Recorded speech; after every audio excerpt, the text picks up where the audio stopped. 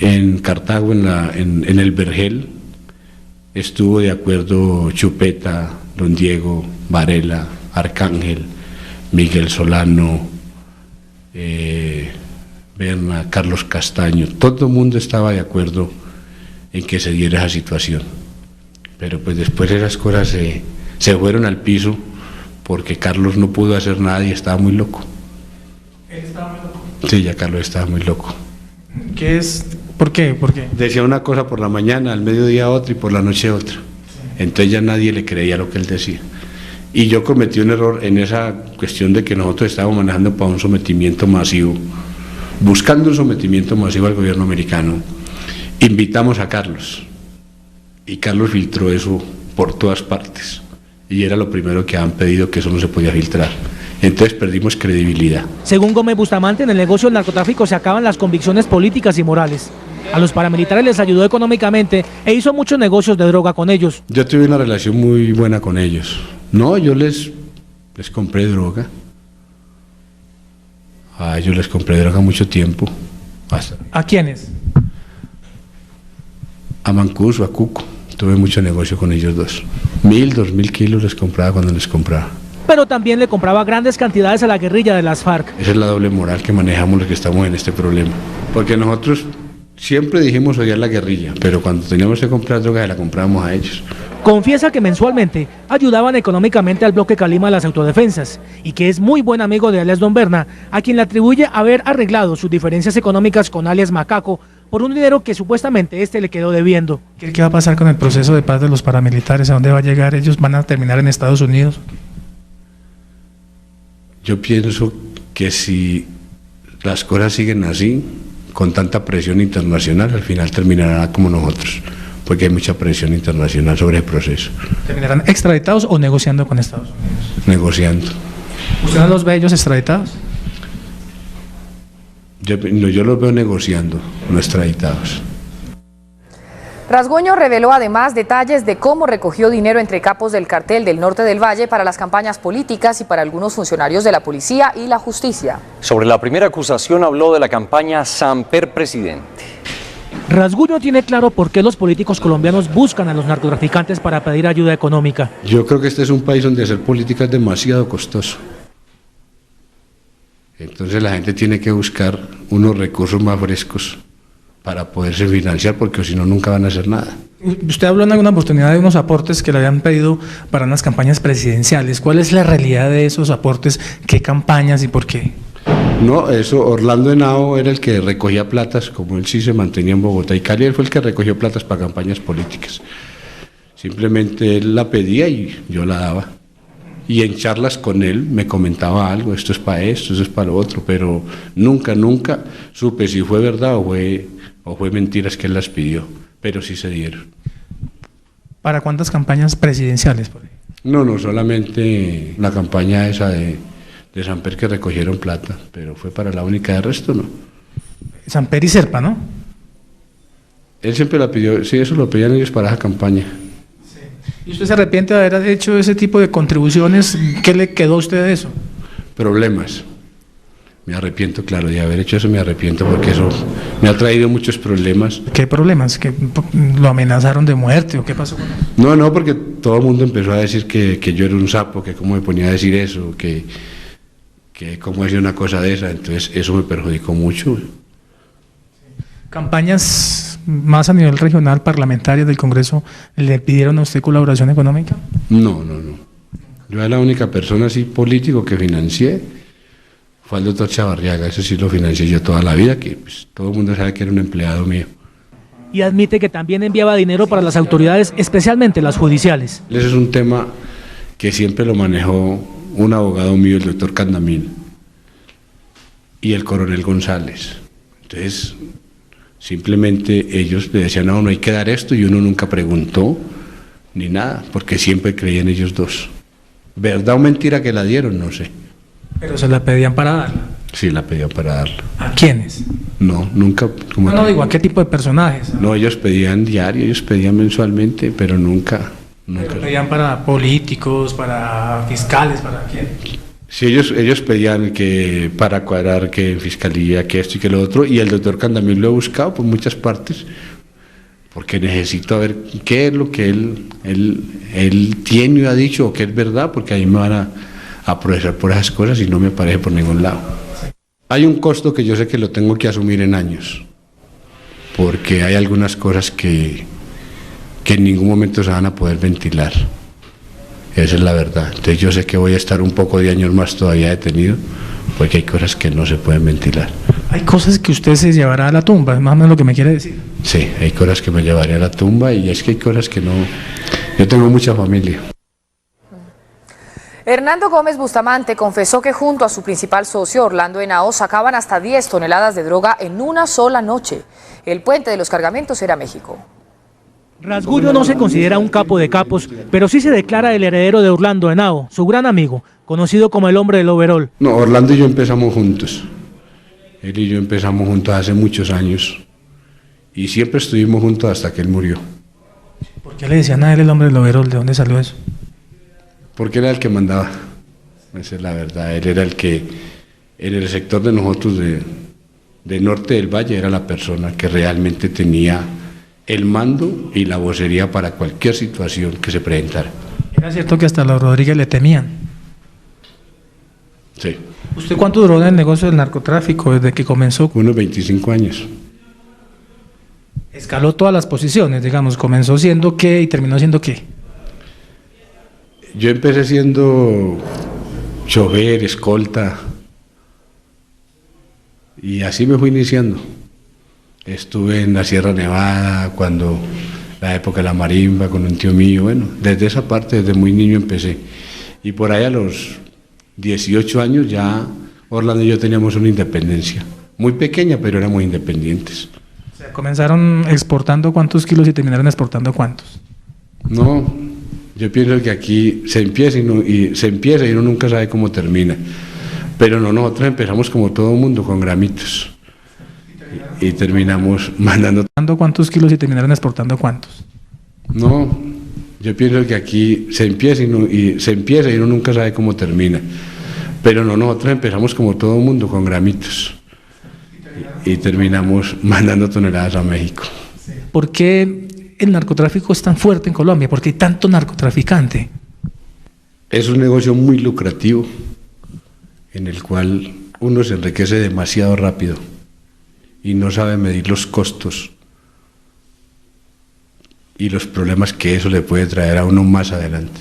Donde uno supiera a dónde lo lleva esa locura desenfrenada de hacer dinero y de traficar, lo pensaría un poco. ¿Y por qué no se salen? Mucha gente se sale, pero el gran problema que tiene uno es que cuando uno se vuelve como una especie de oidor de todo el problema que hay en una ciudad tan pequeña, llega un momento que uno dice, si me salgo me matan, si me salgo me van a coger, entonces no se puede parar, se vuelve una adicción. Usted llegó a ser un tipo muy rico entonces, ¿cuánto puede ser su fortuna? ¿No? ¿Cuánto alcanzó a hacer en determinado momento? Así como uno gana, también gasta, ¿no? Se gana un dinero, pero también se gasta mucho por tantas salidas que hay. No, yo llegué a tener unas tierras muy grandes en Cartago, me las quitaron todas, las evaluaron como en 150 millones de dólares lo que me quitaron. O sea, su fortuna en dólares, en efectivo, en propiedades, ¿de cuánto pudo llegar a ser en el momento cumbre suyo? Yo pienso que unos 200. Sí, no, es que es un mito muy grande alrededor de uno. ¿Cómo hacen ustedes para manejar el dinero, tanta cantidad de dinero, y no manejarla en efectivo? ¿Habrían cuentas con testaferros? ¿Cómo hacían? No, cuentas no hay en este país, todo hay que manejarlo en efectivo. ¿Todo en efectivo? Sí, eso se maneja por efectivo. ¿Cuánta plata en efectivo usted cree que tuvo en un solo día guardada por ahí en alguna parte? Denme una cifra. No sé, 15 o 20 millones. ¿De dólares? ¿Y qué lujos excéntricos se dio? Hace muchos años compré un caballo. Lo compré en $1 millón y se me murió a los 8 días. Ese Ferrari que entregué en la Dijín y nunca me monté en él. ¿Y por qué lo compró entonces? Las locuras. Según Rasguño, los verdaderos capos de la droga que conoció fueron Orlando Henao y Efraín Hernández alias Don Efra. Por la cantidad de gente que manejaron y la cantidad de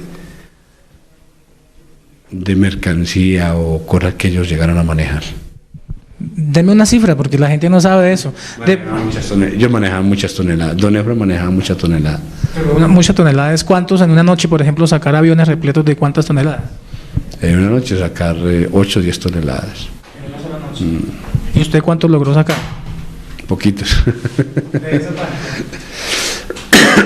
500, 600. Ellos fueron los patrones siempre. Fue proveedor de drogas de Amado Carrillo, el gran capo mexicano conocido como el Señor de los Cielos, pero no se cree más grande y poderoso que él, a quien lo respeta. No, es que don Amado era una cosa muy diferente a nosotros. Por eso le decíamos don Amado. Era un hombre que dentro del mundo de nosotros lo que decía lo cumplía. Entonces él tenía mucha credibilidad en este gremio. Rasguño reconoce que también él tuvo mucho poder en Colombia y que no le tuvo miedo a nadie. Yo creo que no. ¿Ninguno? No, yo creo que no. Cuando hay armas todos los hombres son iguales. ¿Cuándo qué? Cuando hay armas todos los hombres son iguales. Y así cree que será su fin. Tranquilo, en un país fuera de Colombia. De muerte natural. Sí, ¿Está seguro? pienso en ello, pero lo veo difícil. El temible capo les pidió perdón a su hija recién nacida y a los países a los que envió cientos de toneladas de droga. Durante la entrevista lloró y aseguró que cambiaría toda su fortuna por dormir una noche con su familia. 25 años en el violento negocio del narcotráfico y en la guerra le han significado a Rasguño mucho dinero, pero esos 200 millones de dólares que acumuló y el gran poder militar y político no le han permitido cumplir el único sueño que hoy cree que queda en su vida: estar por fin con sus 2 hijas. Quiero tener la oportunidad de redimir en algo el daño tan grande que le he hecho a la mayor, y quiero y sueño algún día poder dormir con mi hija, la menor. ¿Usted quiere aprovechar para pedirles perdón, por ejemplo, por lo que hizo? Sí, yo le pido perdón al gobierno americano, al gobierno colombiano, al gobierno mexicano y a todas las víctimas que han quedado atrás en esta locura tan grande que cometimos durante tantos años. ¿Y a sus propios hijos también les pide perdón? Primero que todo a ellos, obvio. ¿Por qué? Porque han vivido muy mal, y mis hermanas también. Mi hija la menor, sí, cuando me traen para la visita y me ve, empieza a gritar de papito. ¿Y cómo la abrazan? ¿Cómo se... Sí, claro, y me abraza y todo. No, tranquilo. ¿Ha llorado con su hija? Aproveche y dígame. Es muy duro ver una hija que ve al papá en eso. Horrible. Dígale algo, aproveche y dígale algo, Hernán. Dígale algo. ¿Qué le quiere decir en este momento? Que la quiero y que me perdone. ¿Le promete algo más?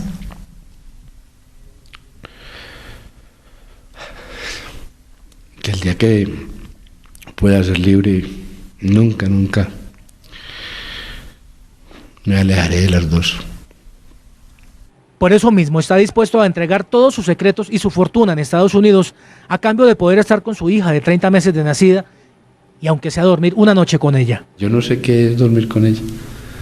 Yo no sé cómo es cuando despierta. ¿Usted cambiaría cualquier fortuna del mundo, los miles de millones de dólares, por dormir una noche con su hija?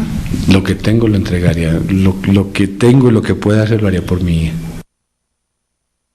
Pues a esta hora un avión de la DEA lleva a Hernando Gómez Bustamante, alias Rasguño, a una prisión en Nueva York. Allí debe responder por narcotráfico, Adriana. Sí, señor. Según la justicia de Estados Unidos, Rasguño guarda importantes secretos de la mafia colombiana y sus vínculos con paramilitares y guerrilleros. El que fuera uno de los narcotraficantes más poderosos del Cártel del Norte de Valle se mostró tranquilo. El proceso de extradición comenzó en el patio 8 de la cárcel de máxima seguridad de Cómbita, en Boyacá. Allí Luis Hernando Gómez Bustamante, alias Rasguño, tuvo su primer examen médico. Después se dio paso a la reseña, en donde se cotejaron su documentación y sus huellas. Antes de salir del penal, las autoridades le pusieron un chaleco antibalas para hacer efectivo su traslado hacia la capital del país.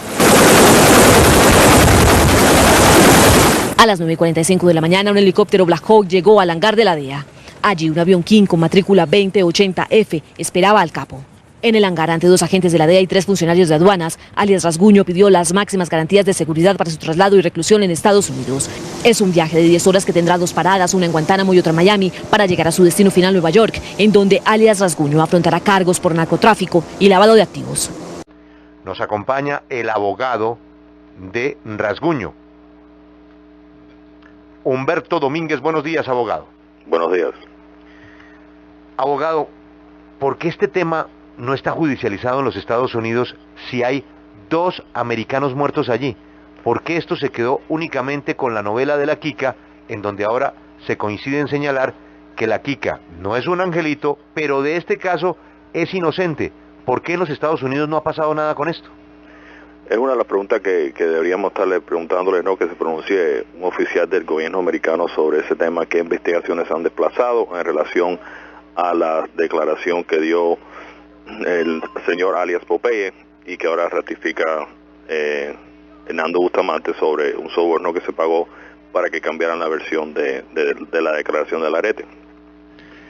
Es un tema muy importante y la realidad es que no se han pronunciado sobre ese tema. ¿Cómo se pagó el soborno? Yo no sé los detalles de eso, simplemente sé que él sí mandó a pagar el soborno y que un abogado que él tenía en esa época fue el intermediario de llevar la plata, es lo que sé yo del tema. La verdad es que no he profundizado más con él eso. Por su experiencia de abogado, ¿qué pasa con alias el taxista? Su cliente dice, yo pagué para que lo sacaran del caso. Este señor dice, esa es su versión, que él no sabía que en sus bodegas estaban fabricando las bombas. Va y se entrega a los Estados Unidos y, repito, es calificado por las autoridades norteamericanas como un gran colaborador. Gracias a él han caído miles de kilos de droga. ¿Qué pasa con el taxista si se confirma que esto es cierto? Bueno, eso obviamente le puede traer un problema a sus negociaciones, le puede afectar la sentencia y aparte que le puede causar problemas, ¿no?, a la justicia americana sobre explicar la posición de ellos en relación de negociar con personas vinculadas con ciertos hechos. Vamos a decir que en los últimos 10 años, vamos a decir, han tomado una posición fuerte sobre el tema de terrorismo, vamos a decir, ¿no?, y las bombas y aviones y toda esa serie de cosas. Entonces estuvieran en una posición un poco incómoda. La realidad es que el taxista es una persona que trabajó con Rasguño muchos años, que son creo que hasta amigos, ¿no? En el sentido, lo que pasa es cuando uno está colaborando, todo se tiene que contar y todo va saliendo a la luz del día. Igual que cuando Popeye se pronuncia, da su declaración, entonces ya viene el deber, ¿no?, de Rasguño o Hernando Bustamante de ratificar lo que él conoce sobre ese tema. El taxista es Eugenio León García Jaramillo, ¿cierto? Sí, señor. Ese fue uno de los 12 personajes que en su momento hicieron parte del grupo llamado Los 12 del Patíbulo, que negociaron con las autoridades de Colombia. ¿Por qué era tan importante proteger al taxista? ¿Por qué pagar un soborno? ¿Por qué hacer todo esto para protegerlo a él? No, la idea es que él era un buen trabajador del señor Bustamante y él quiso ayudarlo como amigo y como trabajador de él, y le pidió el favor y él lo asistió en ese momento que tuvo la oportunidad y tuvo los recursos para hacerlo. Humberto, pero la gran pregunta es, ¿el taxista sabía lo que pasaba en sus bodegas? Yo hablé con él, él me dice, yo sí presté las bodegas, pero yo no sabía lo que estaba pasando hasta que el Chopo me contó. ¿Cómo puede probar Rasguño que el taxista sí sabía? Bueno, no vamos a decir que cómo lo pueda comprobar él, sino eso ya es la responsabilidad de las autoridades, sea o norteamericana o colombiana, investigar el tema, a ver hasta qué punto hay claridad en lo que se ha hablado y hasta qué punto hay responsabilidad, porque simplemente que tú no sepas exactamente lo que esté pasando en un sitio no te absuelve de responsabilidad si tú prestas un local para delinquir, sea lo que sea, ¿me entiendes? La realidad es esa. Entonces las autoridades tienen que mirar la ley, mirar las declaraciones de ambas partes y determinar si, basado en el testimonio que existe y las circunstancias en la totalidad, si esa persona sí o no tiene responsabilidad sobre ese crimen. Y eso, al final, que va a ser la determinación, esas serán las autoridades, no ningún individuo, ninguna persona. Los individuos y los testigos individuales dan su versión y el análisis legal lo ponen las autoridades. Yo esta mañana llamé a los Estados Unidos a la fiscal Cruz Elena Aguilar, muy gentilmente atendió la llamada, pero me dijo, yo no puedo hablar porque yo hice parte de este caso. ¿A usted no le parece, doctor Humberto, que la doctora Cruz Elena tiene mucho que contar y puede ser una de las personas que más sepa de este caso? Probablemente. Lo que entiendo que ella seguro va a reservar hasta que las autoridades la rimen y hablen con ella, le digan, mira, necesitamos hablar sobre... Entonces en ese momento es cuando ella seguro que se pronuncie sobre ese tema. Y es lógico, ¿no? Porque si la verdad que era funcionaria en ese momento, que ella tiene un deber, ¿no? A quien era el empleador de ella de ese momento, que era el gobierno de Colombia. Doctor Humberto, hay otro tema, la financiación. Todo el mundo sabe para quién trabajaba Popeye, para quién trabajaba el taxista, para quién trabajaban todos, que era básicamente para Pablo Escobar. Pablo Escobar quería matar a César Gaviria, que era el sucesor de un problema para él gigantesco, que era su inminente extradición, que era contra lo que luchaba Pablo Escobar. Eso está claro, pero hay un tema que no está claro, el de la financiación. Popeye, a quien está avalando en su testimonio Rasguño, dice, mucha gente dio plata, y dio dos nombres, Jorge Luis Ochoa y John Freidel. Rasguño ha hablado de esos testimonios, de la financiación del pago de la bomba. De que yo sepa, él no conoce ese tema en sí. Hay otras personas que conocen más a profundo el tema de esa financiación. Aquí sí han habido, y hay fiscales investigando toda la actividad de la familia Ochoa, no vamos a decir financieramente, y al final van a poder hacer un análisis y apoyar o desvirtuar la versión de Popeye. ¿Por qué Rasguño, con tantos problemas que tiene encima y que usted le atiende, se ha detenido en un hecho que cumplió casi 20 años? ¿Por qué ha querido Rasguño meterse con el avión de Avianca si él tiene pues otra cantidad de problemas por qué responder? ¿Por qué meterse él en el tema del avión de Avianca? No, la realidad es que cuando uno está asistiendo al gobierno, que le han dado una oportunidad en relación a el caso que salió en el tiempo, ¿no? El tema del abogado de Ochoa, él tiene que contar todo. Entonces parte de entrevistas de eso se salen todos estos temas, y cuando obviamente ese tema existe, es un tema que está saliendo ahora, que está caliente y no se puede ocultar, y al final va a salir todo. Abogado, ¿cómo está la negociación hoy de su cliente? Pues está en un proceso, está avanzando, sigue, es un proceso largo, es un proceso complicado, y es un proceso que con este tipo de eventos vamos viendo el progreso, ¿no? Hay una versión según la cual Cruz Elena Aguilar, la fiscal, podría haber sido engañada cuando era fiscal por los propios narcotraficantes, especial por Don Berna. Envió las pruebas sobre la investigación del atentado del avión a los Estados Unidos, y con base en esas pruebas la justicia norteamericana dijo fue la Kika. Posteriormente, cuando se enteran de la realidad, puso al gobierno norteamericano al tanto de lo que estamos contando, que para ella también son los reales responsables. Pero Cruz Elena tiene un problema. Su hermano, Rogelio Aguilar, el flaco, ya estaba metido en el negocio y pues representaba la peligrosa oficina de Envigado en épocas de Don Berna. ¿A usted le suena que a Cruz Elena no le hayan creído luego su segunda versión en los Estados Unidos por estar ella cercana, pues no cercana, sino por su hermano, estar cercano a la delincuencia en Medellín? No creo que es cierto. La verdad es que lo que pasa con este tipo de investigación, especialmente cuando ya hay alguien preso, es que el sistema americano se mueve muy lento y de una manera con mucha cautela, ¿no? Y entonces antes de abrir un proceso y que alguien que ya está enjuiciado y está haciendo, tú sabes, sirviendo una sentencia, van a hacer todo lentamente, analizar todo y ver si de verdad hay suficiente prueba para reactivar todo ese proceso de nuevo. No es necesario que si la han creído o no la han creído, es simplemente, es como el sistema de aquí, que la verdad que cuando ya ha habido un juicio es súper lento. Y como esto es un crimen que de verdad que no expira el tiempo para traer una causa, porque en los Estados Unidos no hay límite sobre un homicidio, entonces no hay, vamos a decir, el mismo apuro que hubiera en un caso donde se va a expirar el tiempo.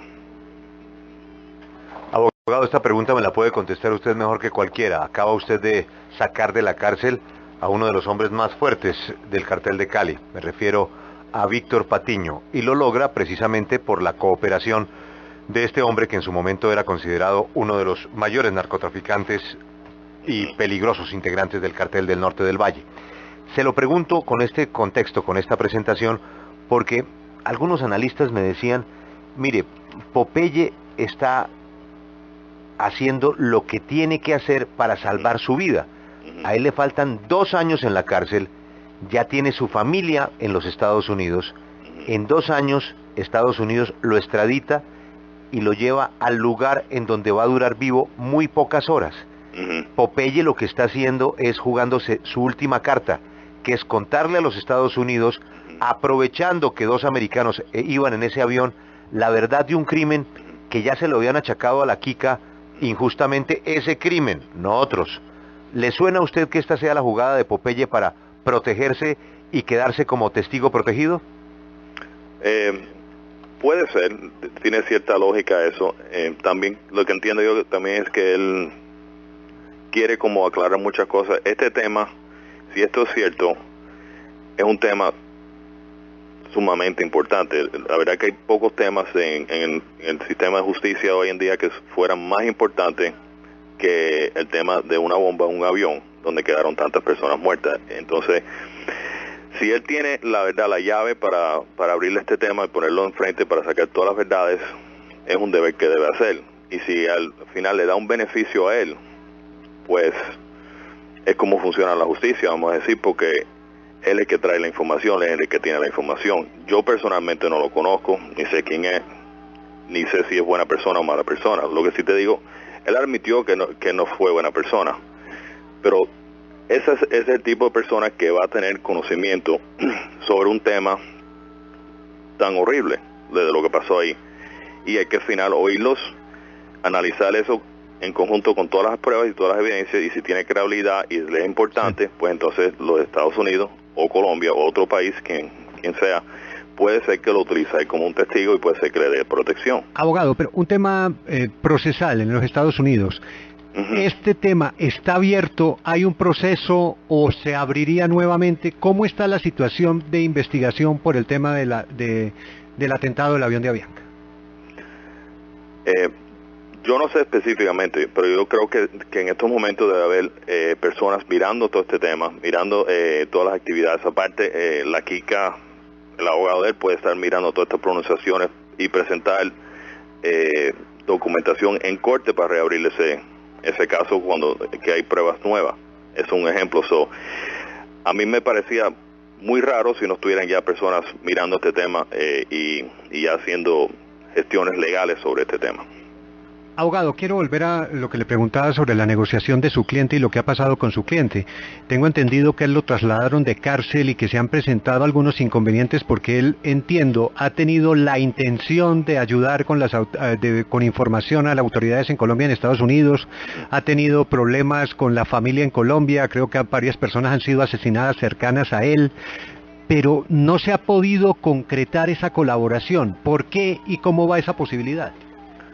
Las colaboraciones de estos niveles no son fáciles, y te comento, en el pasado, sin hablar específicamente del nombre del cliente, vamos a decir, yo he tenido clientes igual de ciertos niveles que hay personas que quieren utilizarlo y hay personas que se oponen a eso dentro del gobierno de Estados Unidos, porque es un gobierno muy fragmentado. Uno puede tener una opinión en un estado y en otro estado tienen otra. Siendo fragmentado, entonces hay oposiciones a cualquier colaboración que pueda existir. Y hay personas que están a favor de eso.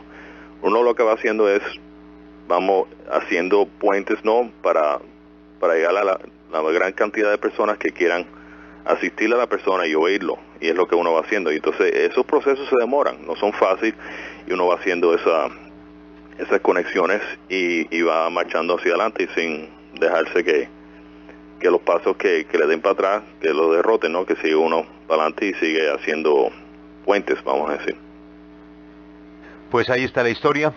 Nos están confirmando a esta hora que el autor de El Cartel, Andrés López, quien está terminando la segunda parte del cartel, en la investigación para la segunda parte, pues ha coincidido con muchos de los detalles que estamos escuchando, que se han publicado en el diario El Tiempo, que hemos escuchado aquí en la W, y ha decidido hacer un libro sobre la verdad del atentado del avión de Avianca.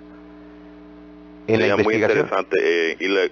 Una de las cosas que quisiera que los medios hicieran, que trataran de comunicarse con los oficiales de los Estados Unidos, a ver si sí o no están mirando este tema, que es un tema que debería estar investigado hasta el fin, ¿me entiendes? Y a ver hasta cuándo vamos a tener la verdad sobre este tema. Abogado Humberto Quiñones, muchas gracias por atendernos. Muchas gracias. Bueno. Es el abogado de alias Rasguño. Sí, pues López, el autor del cartel, arrancó ya el libro con la investigación que tiene que ver con la segunda parte del cartel. Es tan jugoso lo que ha encontrado que decidió hacer libro sobre el atentado de avión de Avianca. Los protagonistas, Don Berna, Rasguño, el abogado de la persona que se encuentra en los Estados Unidos, Eugenio García, ¿qué tuvieron que ver los hermanos Rodríguez Orejuela, Cruz Elena Aguilar, el fiscal Gustavo de Grave, el objetivo, César Gaviria, un acusado, la Kika, a quien le suplantaron pruebas, como lo confirma el abogado y el propio Rasguño, la compra de testigos, el arete, qué pasó con el arete, manipulación a la opinión pública, engaños por parte del gobierno y autoridades colombianas de la época, engaños a las autoridades norteamericanas y lo más importante, tratar de cooperar para que no se cumplan los 20 años y se cierre esta triste página para Colombia. Libro de Andrés López sobre el atentado de Avianca y pues la información que hemos venido desarrollando conjuntamente con el diario El Tiempo desde hace algunas semanas, desde que aquel 18 de agosto Popeye sorprendió con esta información, lo comenzaron a atacar y a negar las informaciones y resulta que algunos de sus protagonistas parecerían coincidir con la versión de Popeye. Ya regresamos en la W.